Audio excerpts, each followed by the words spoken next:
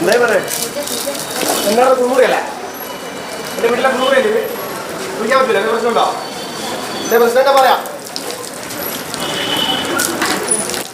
ആദ്യം എന്താ പ്രശ്നമുണ്ടോ ഇത് കുളിച്ചേന് കുറച്ച് ദിവസമായിട്ട് ഇവിടെ നടക്കുന്നുണ്ടാണ് പാവപ്പെട്ടവർ എന്ത് ചികിത്സയ്ക്ക് വേണ്ടി പണ്ട് തൊട്ട് ആശ്രയിക്കുന്ന നമുക്കൊക്കെ ഒരു സമാധാനം എന്നുള്ള രീതിയിലുള്ള ഒരു സ്ഥാപനമായിരുന്നു കോഴിക്കോട് മെഡിക്കൽ കോളേജ്. ഇപ്പൊ കുറച്ച് ദിവസമായിട്ട് എന്താ അവിടെ സംഭവിച്ചുകൊണ്ടിരിക്കുന്നത്?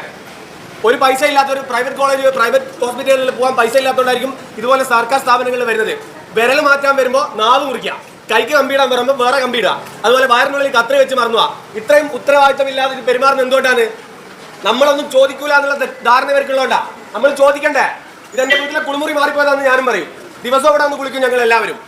പാവപ്പെട്ടവൻ എന്തെങ്കിലും ഒരു പ്രശ്നം ഉണ്ടാകുന്ന സമയത്ത് ഒരുത്തനും ചോദിക്കൂല, ഒരുത്തനും നിങ്ങളെ നേരെ കൈ ചൂണ്ടൂല എന്നുള്ള ധാരണയാണ് വരികയിൽ അത് വേണ്ട.